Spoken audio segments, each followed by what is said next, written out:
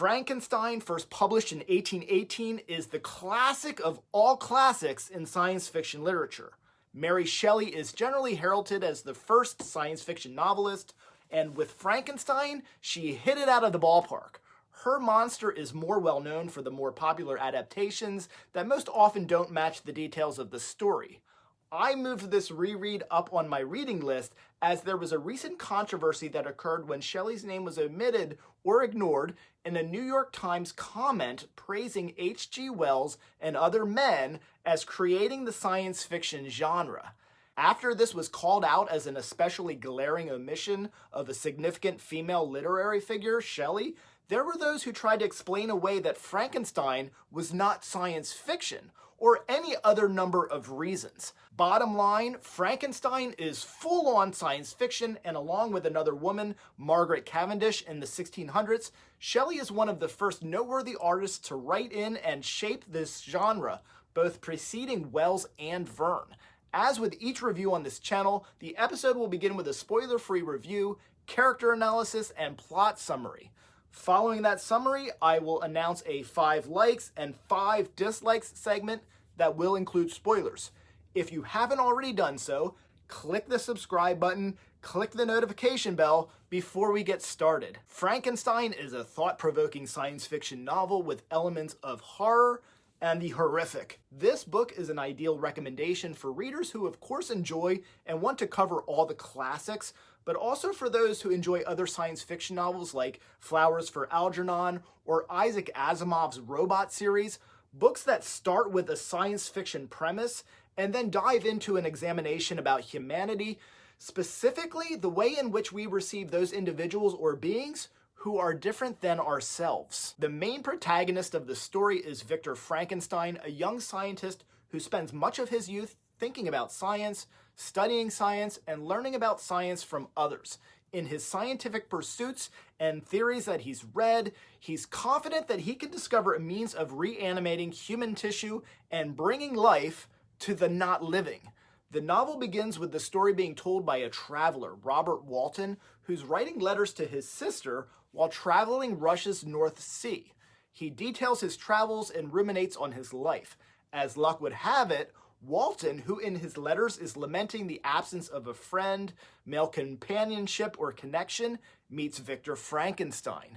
Frankenstein, who he comes across while traversing ice sheets in the North Sea, eventually relays the dark and traumatic details of his life.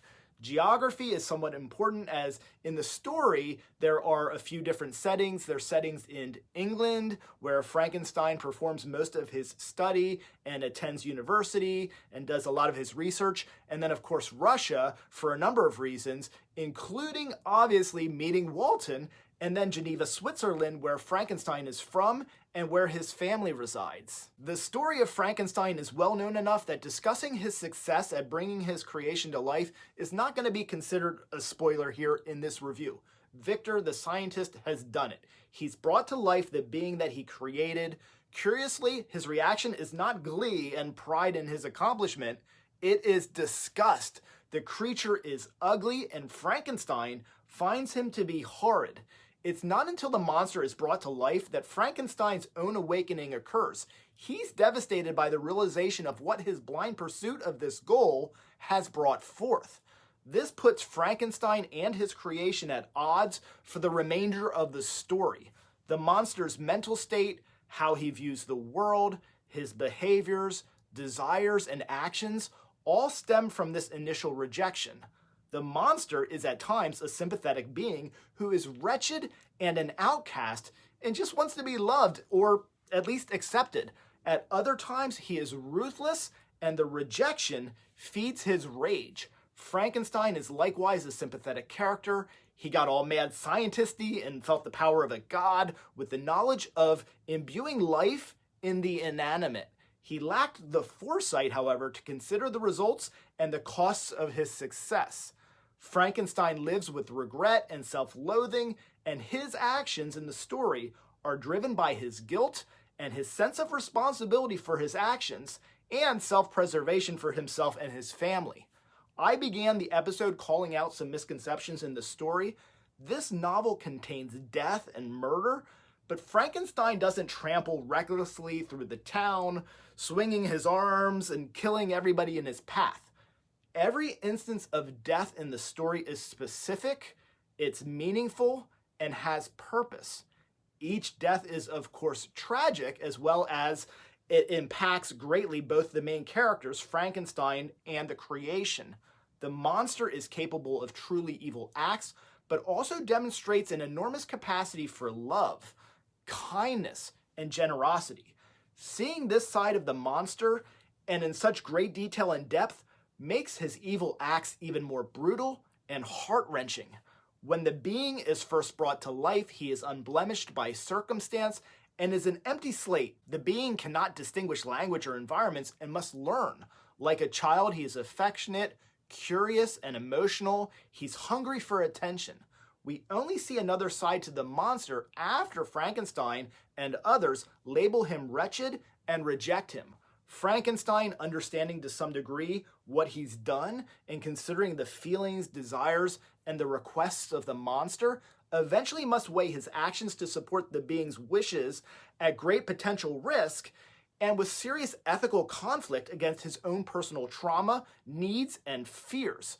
To discuss the plot more would require spoilers, so this is a good time to round out the cast of characters. Robert Walton is the initial narrator through his writings.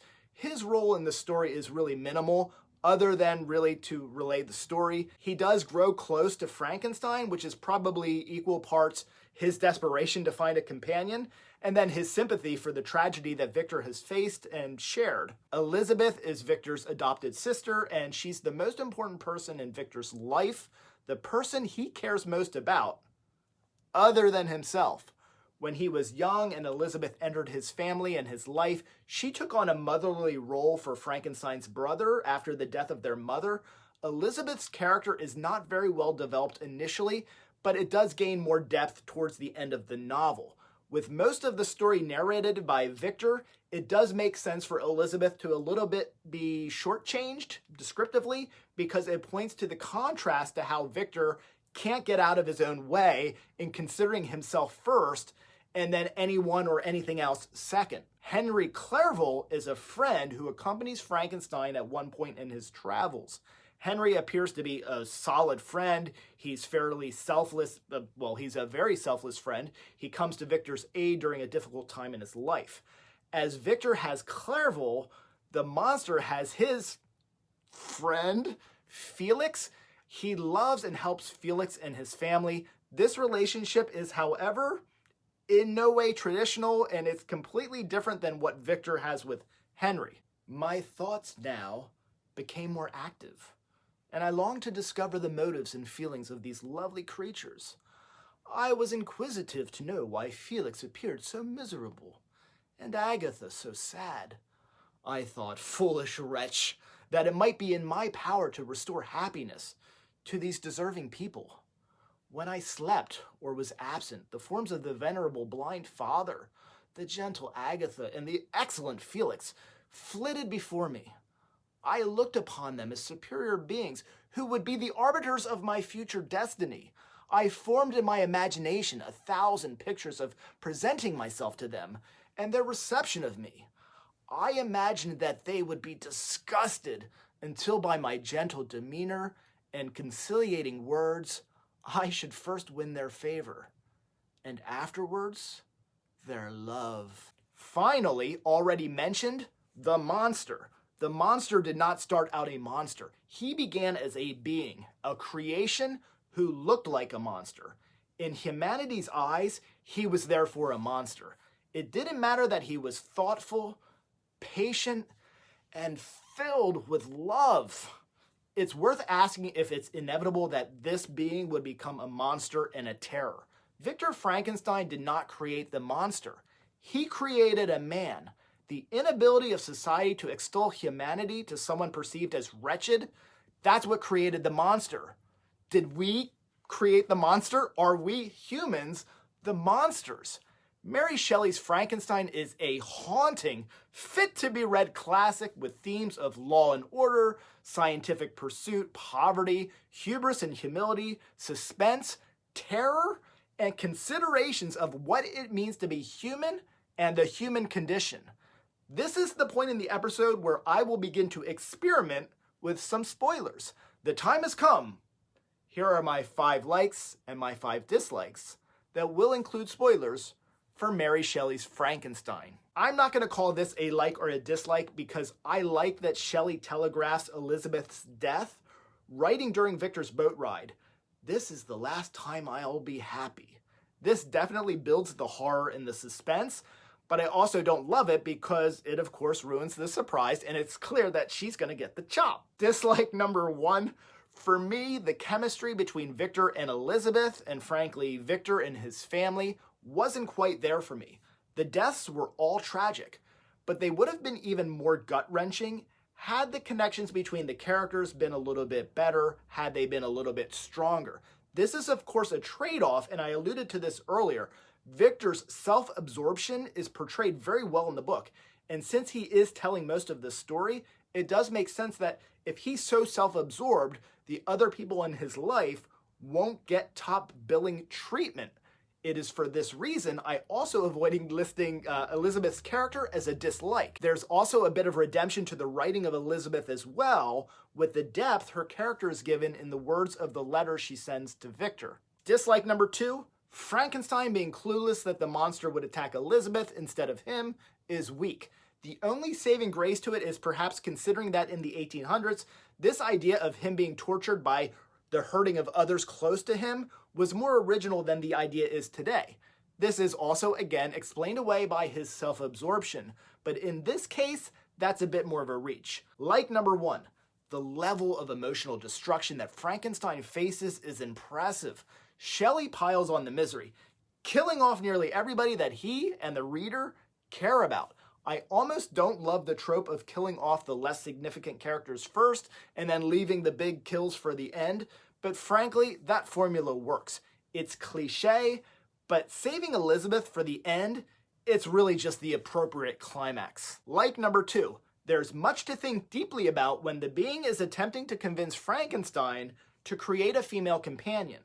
First is the mangled version or concept of treating others the way you want to be treated. The creature's idea is create a female version of me, and if any being felt emotions and benevolence toward me, I should return them 100-fold.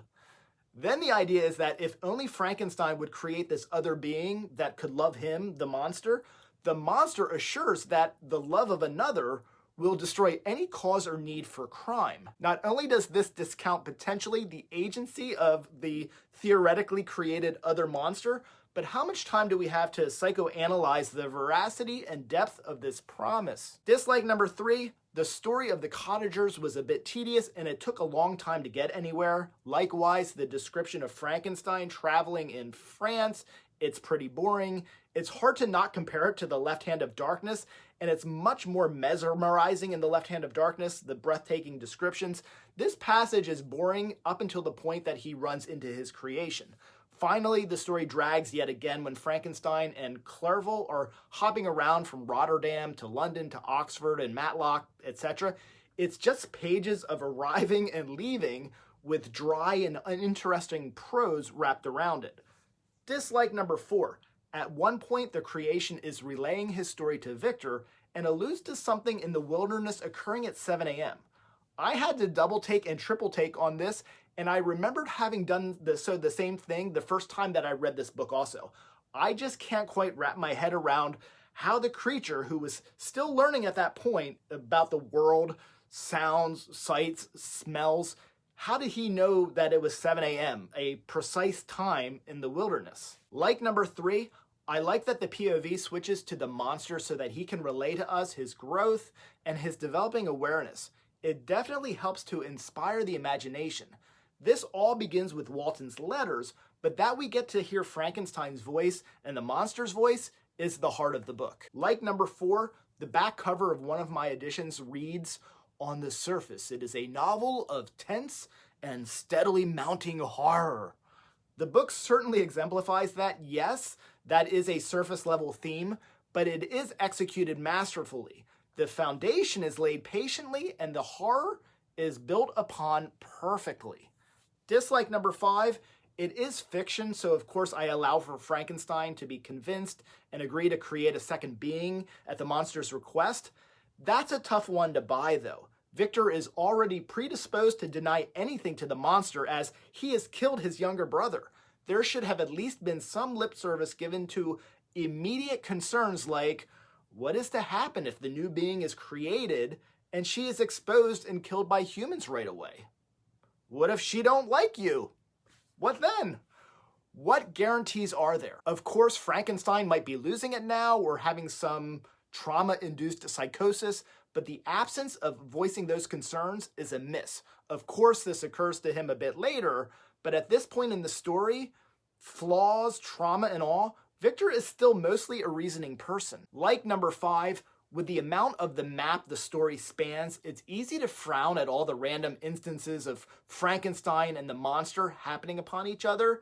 It is a strength of the writing that the reader doesn't question that it's valid. At least not this reader. Shelley spends no extra words explaining the monster's ability or how he's able to track Victor and his friends so precisely. For me, Shelley gave me enough to buy in. Shelley's classic warns of the dangers of rushing into new technologies and scientific pursuit without awareness and first considering ethical considerations. The novel further examines how we consider and treat those who are different from ourselves and emphasizes the value of every individual, every being, suggesting the golden rule that we treat others the way we ourselves wish to be treated. Thank you for watching. I'm Michael Leverts. This is Fit to be Read. Please like, please subscribe, please click the subscribe button, please click the notification bell, and YouTube will let you know every Thursday at 1 o'clock when I release new content. Thank you.